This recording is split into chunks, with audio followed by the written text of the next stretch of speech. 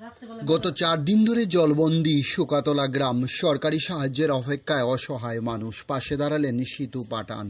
কাছাড় জেলার ধলাই বিধানসভার অন্তর্গত ভুবনডহর জিপির শুকাতলা গ্রাম। টানা 4 দিন ধরে বন্যার জলে কার্যত বিচ্ছিন্ন হয়ে পড়েছে গোটা এলাকা।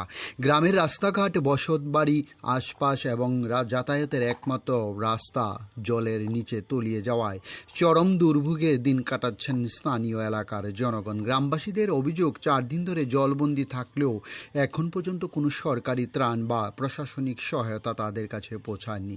খাদ্য সামগ্রী, বিশুদ্ধ পানীয় জল এবং নিত্য প্রয়োজনীয় জিনিসের সংকট পড়েছে বহু পরিবার।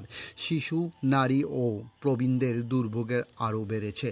এই এমন কঠিন পরিস্থিতিতে মানবিক উদ্যোগ নিয়ে গ্রামবাসীদের পাশে দাঁড়ালেন রাজনগর টুডের প্রতিনিধি সিতু পাঠান। তিনি নিজের উদ্যোগে শুকনো খাবার ও প্রয়োজনীয় সামগ্রী নিয়ে জলবন্দী পরিবারের হাতে পৌঁছে দেন। দীর্ঘদিন ধরে অপেক্ষা থাকায় অসহায় মানুষ এই সহায়তা পেয়ে কিছুটা স্বস্তি প্রকাশ করেছেন। অন্যদিকে গ্রামবাসীরা দ্রুত প্রশাসনের হস্তক্ষেপ দাবি জানিয়েছেন। ডিউর রিপোর্ট, খোয়াই টাইমস বাংলা। মানুষ আমরা বিস্কুট খাইয়া প্রাণ যায়, প্রাণী যায়, বিস্কুট খাইয়া আমরা প্রাণ যায়। রাজনগর থেকে এক বাই যাইয়া আমরা সাহায্য সহায়তা করছন। তাই তানে আল্লাহ আরো বড় পদে নেকা। হ্যাঁ, আচ্ছা রাখো। ঠাকুর আল্লাহ এক কথাও তাই দিয়ে খবর লইছন। আমরা এমন কোন ব্যক্তি নাই যে এই জায়গাটার আইয়া খবর লইব।